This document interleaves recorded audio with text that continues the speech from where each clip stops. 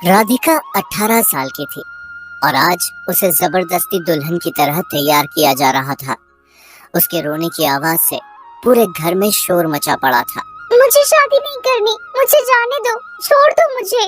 मैं भी देखती हूँ तू कैसे शादी नहीं करती। शादी तो तुझे करनी ही पड़ेगी। नहीं, मैं शादी नहीं करूँगी। अभी मैं बहुत छोटी हूँ और मैं शादी के लिए तैयार नहीं हूँ। देख, अगर तूने इस लड़के से शादी कर ली ना तो हम सबके दिन पलट जाएंगे। अरे बहुत पैसे वाला है, तुझे रानी की तरह रखेगा अपने घर में। आप मेरे चाचा होकर कैसी बात कर रहे हैं? और वो लड़का नहीं है चाचा, वो 50 साल का आदमी है। इतने बूढ़े आदमी से आप मेरी शादी नहीं कर सकते। खबरदार जो उसे बूढ़ा कहा।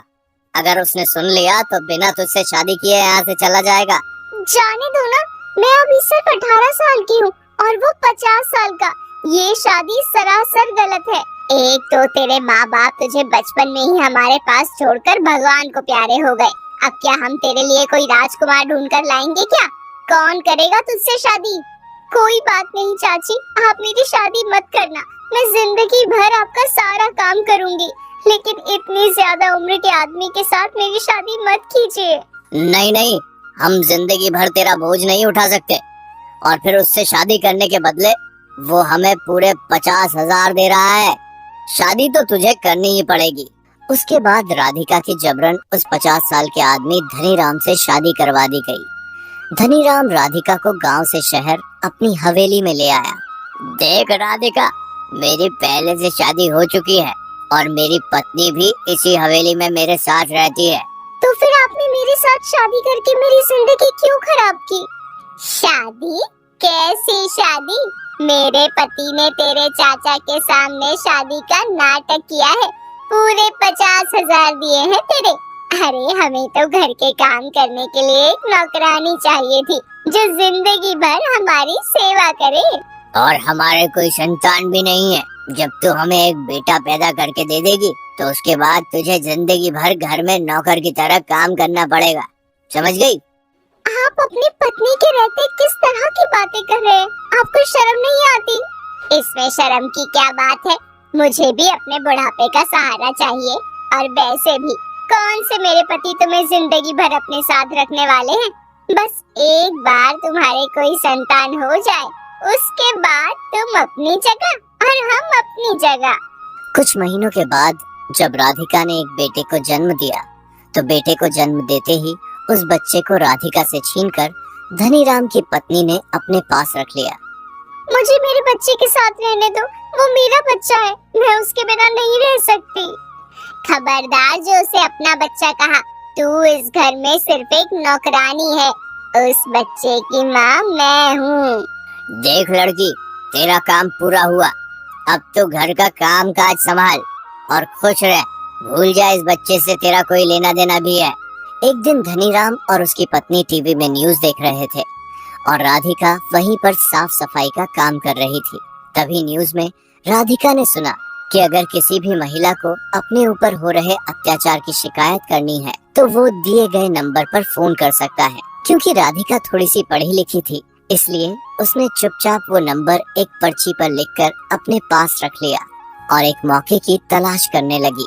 एक दिन शाम को, राधिका, मैं और सेठ जी शॉपिंग करने के लिए बाजार जा रहे हैं। तुम घर का अच्छे से ख्याल रखना। और हाँ, हम बच्चे को अपने साथ लेकर जाएंगे। मुझे तुम पर बिल्कुल भरोसा नहीं। धनीराम और उसकी पत्नी घर से बाहर निकल गए। राधिका ने घर के लैंडलाइन से वो नंबर डायल किया। जी नमस्ते, मैं राधिका बोल रही हूँ। मैं यहाँ धनीराम जी के घर पर नौकरानी की तरह काम करती हूँ। पहले उन्होंने मुझसे मेरा बच्चा छीन लिया और अब बिना पैसे दिए मुझसे घर का सारा काम करवाया जाता है। आप मेरी मदद कीजिए। देखिए, मेरा नाम सारिका शर्मा है। ये महिलाओं का हेल्पलाइन नंबर है और मैं उन महिलाओं की मदद करती हूँ जिनके साथ किसी भी प्रकार का अत्याचार होता है। आप चिंता न करें, मुझे अपना एड्रेस बताएं, मैं वहाँ पर आकर आपकी मदद करूँगी। अगले दिन सुबह सारिका शर्मा सेठ धनीराम के घर पहुँच गई। उसके साथ पुलिस भी थी। कहाँ है आपकी नौकरानी? उसे बुलाइए। लेकिन हुआ क्या है मैडम, बात तो बताइए। क्या करना है आपको हमारी नौकरानी से मिलकर? मैंने सुना है कि आपने उसे यहाँ पर बिना पगार के बंधुआ मजदूर की तरह रखा हुआ है। आप उसे उसकी मेहनत का पैसा भी नहीं देते और जरूरत से ज्यादा काम करवाते हैं। अरे नहीं नहीं, आपको कोई गलत फहमी हुई है। हमारे यहाँ तो कोई नौकरानी है ही नहीं। मैडम आप जाइए यहाँ से, लगता है आप गलत जगह पे आ गई हैं। धनीराम की पत्नी बच्चे को गोद में उठाए वहाँ पर आई। ये बच्चा किसका है? जी मेरा है। मेरा मतलब हमारा है, और किसका है? लेकिन आपको देखकर तो नहीं लगता कि आपने 1 महीने पहले बच्चे को जन्म दिया है। आपकी तो उम्र भी काफी ज्यादा लग रही है। नहीं नहीं मैडम, ये बच्चा हमारा ही है। सारिका शर्मा अपने साथ पुलिस को लेकर आई थी। उसने पुलिस इंस्पेक्टर से कहा, इंस्पेक्टर साहब, आप इस घर की तलाशी लीजिए। मुझे लगता है ये लोग कुछ छुपा रहे हैं। जी मैडम। इंस्पेक्टर ने जब घर की तलाशी ली तो उन्हें स्टोर रूम में हाथ पांव बंधी हुई राधिका मिली। वो उसे बाहर लेकर आए।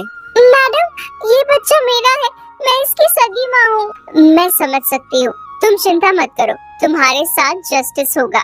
लेकिन मुझे एक बात समझ में नहीं आई, इन लोगों को हमारे यहाँ आने की खबर किसने दी, जिसकी वजह से इन्होंने तुम्हें इस तरह बांधकर स्टोर रूम में रखा हुआ था? बाजार जाने से पहले मैं लैंडलाइन का ताला लगाना भूल गया था। घर आने के बाद मैंने घर के लैंडलाइन का नंबर रीडायल करके देखा था। मुझे इस राधिका पर हमेशा से शक रहता था और इस बार मेरा शक सही निकला।